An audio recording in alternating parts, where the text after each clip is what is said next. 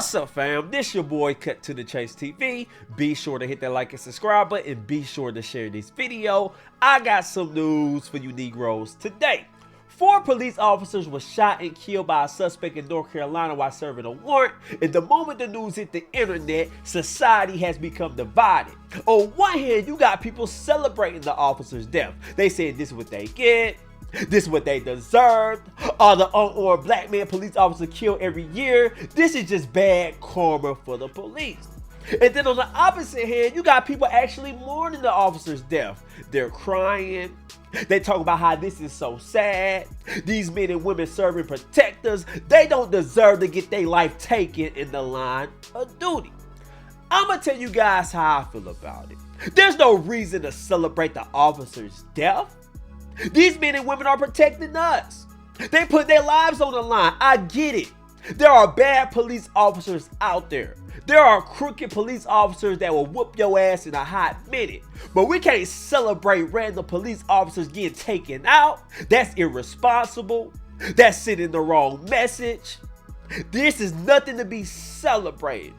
And I'm going to talk to the people on the opposite hand. The same way we feel about the officers, the same way we feel how it's so sad, nobody deserves that, we should have that same energy when an unarmed man gets killed by the police. That's one thing if a suspect is wielding the knife and he's charging the police and they take his ass out, then so be it. But if a man is unarmed, we should go our way to justify the police killing him. If a man just reaching for a wallet, if a man ain't even reaching at all, there's no reason for the police to give him 50 shots in the chest.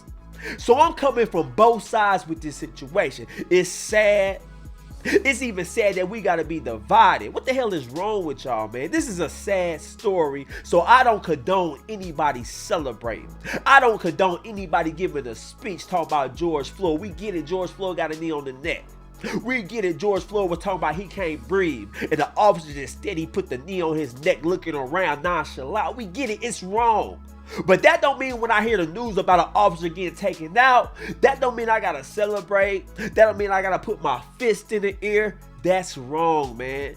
Think about the message you're sending when you celebrate that type of nonsense. Whatever happened to a little kid who's scrolling through Instagram late at night and he see you celebrate officers getting taken out and he feel that's the thing to do. So we gotta be mindful of the message we put out.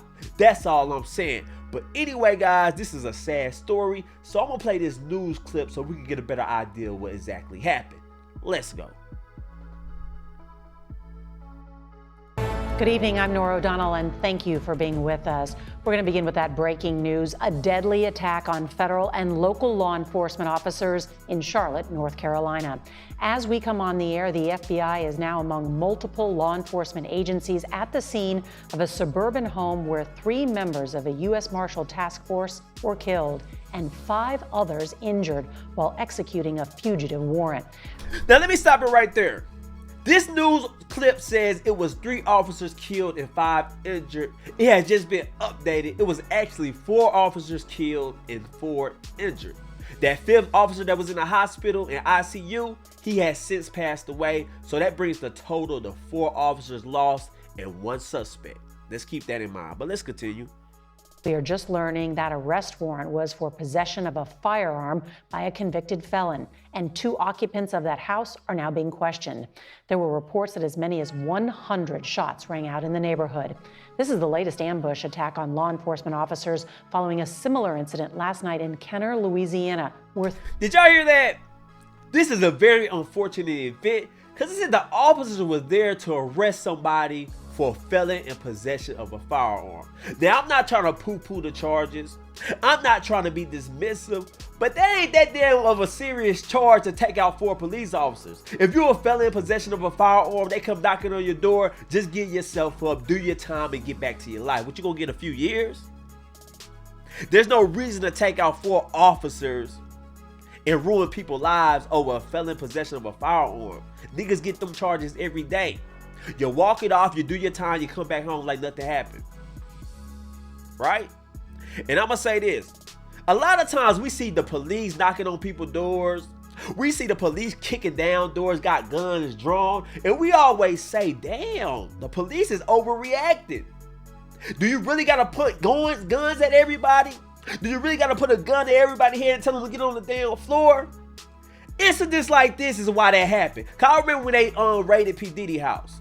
I remember we seen the footage. The officers had guns drawn. They had niggas in handcuffs. Had nigga walking backwards, hands in the air. And we all said it was a little excessive.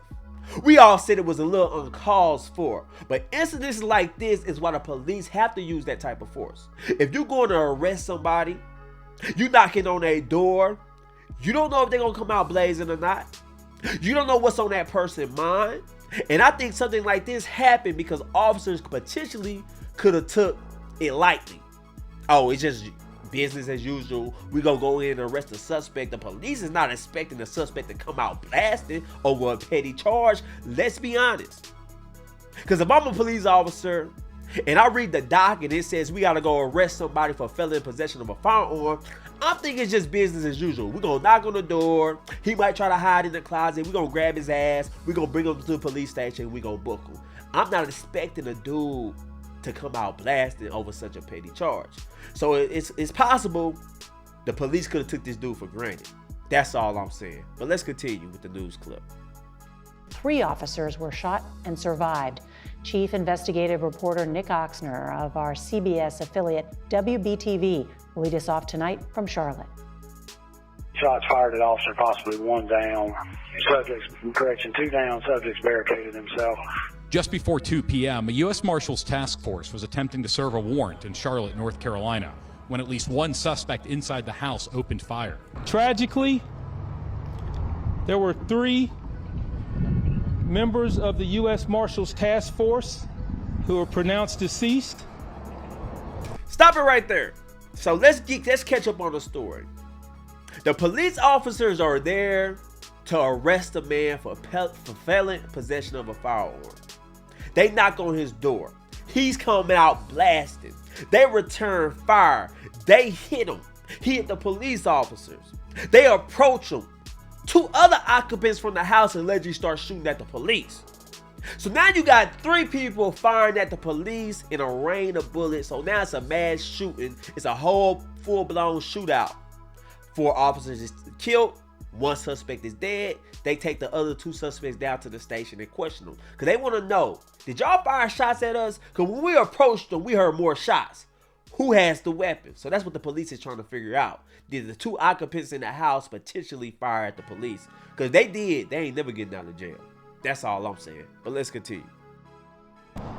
And there were 4 CMPD officers who were shot, 1 being in critical condition, who is now in the hospital fighting for his life. Officers, including SWAT teams, quickly responded and shut down the neighborhood, including nearby schools. We were driving by, we heard about over 100 gunshots. It sounded like World War III. Neighbor Tyler Wilson said the shootout lasted for 30 minutes. There was shots ringing left and right.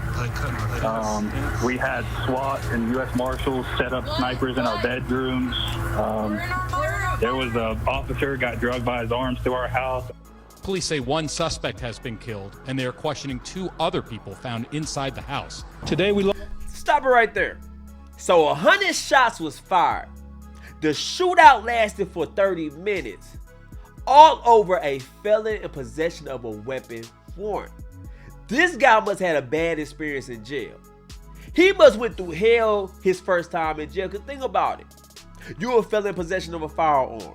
The police got a warrant for your arrest. So you're looking at, what, 5 years? Good behavior, you can get out in 3. Police knock on your door and you like, damn it, I ain't going back to jail. I'd rather take out 4 police officers before I do a year in jail, before I do 2 years in jail. So he threw his whole life away. He threw his family members' life away. He put them in danger. Because when you shooting at the police officers and you got other people in the house, if they return fire and it hit your other people, it's your fault why they got killed. Because the police is just trying to defend themselves at that moment. At that moment, they don't give a damn who's in the house. They finna light the motherfucker up. That's just what's finna happen. So all this happened over a felon in possession of a firearm. You know how many niggas get booked on that charge daily? You know how many niggas eat that charge? That's the most typical charge in the hood. If you a felon, you like to carry that burner with you, like to carry that strap, the police pull you over, you do your time, you come back out and live your life. It ain't the end of the world. Damn. That's all I'm saying. But let's continue. Some heroes that are out to just simply trying to keep our community safe. Today's shooting is the deadliest day for law enforcement since July 2016, when 5 Dallas police officers were shot and killed during a protest against police abuse. Excluding today, 10 U.S. Marshals have been killed in the line of duty in the last 5 years. North Carolina Governor Roy Cooper is en route to Charlotte as we speak. Nora? Nick Oxner, thank you. So yeah, that's a sad story. And I want to send my condolences out to the police officer's family. I want to say rest in peace to the 4 police officers. And for all you people celebrating this, for all you people saying this is karma, you need your ass whooped. It's funny how people say F12, F the police, but the moment they in trouble, the moment they are scared for your life, everybody get to hollering down 911. But anyway, guys, those are my thoughts about this tragic situation. But I want to know how you guys feel about it. Leave a comment, share this video. I love you guys. Peace.